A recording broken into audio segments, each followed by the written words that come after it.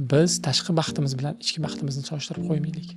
Kimdir to'xtamay sayohat qilyapti, to'xtamay har xil restoranlarga boryapti, to'xtamay har xil kiyimlar olyapti. Biz qaraymizda, bular yashashni biladi deymiz. Uni ichki holatini bilmaymiz. Uni qanaqa muammolar qiynayapti, balki ma'no qidirib u shu sayohatga chiqqandir. Uni hech qanaqa ma'no bermayotgandan u men sayohatga chiqsam bir narsa bo'lardir. Bir ishni qanday qilishimiz bizni o'sha ishdan tashqari kimligimizni ham ko'rsatib qo'yar ekan.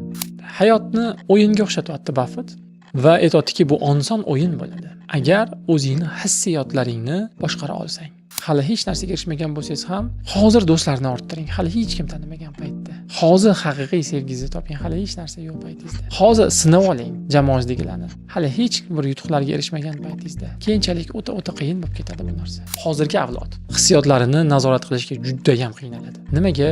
Chunki ularni hissiyoti bilan o'ynaydigan texnologiya hamma yonni egallab bo'ldi. Videolar Instagramda hissiyot chaqirishga, kuldirishga, yig'latishga, hayron qoldirishga, sal o'tgandan keyin jahli chiqarishga, ya'ni 10 xil hissiyot bo'lsa, 10 xil hissiyotni ketma-ket chaqirishga mo'ljallangan Reelslar, TikToklar, YouTube Shortslar bilamiz hammamiz. Natijada ular tez xafa bo'lib qoladi. Mana maktabda ham ko'ramiz. Tez jahli chiqadi, tez yaxshi ko'rib qoladi, tez yomon ko'rib qoladi. Emotsiyani boshqarib tura olmaydi. Xuddi quturgan kuchugga o'xshab iplari chiqib ketib qoladi, kuchuk emotsiyalarini.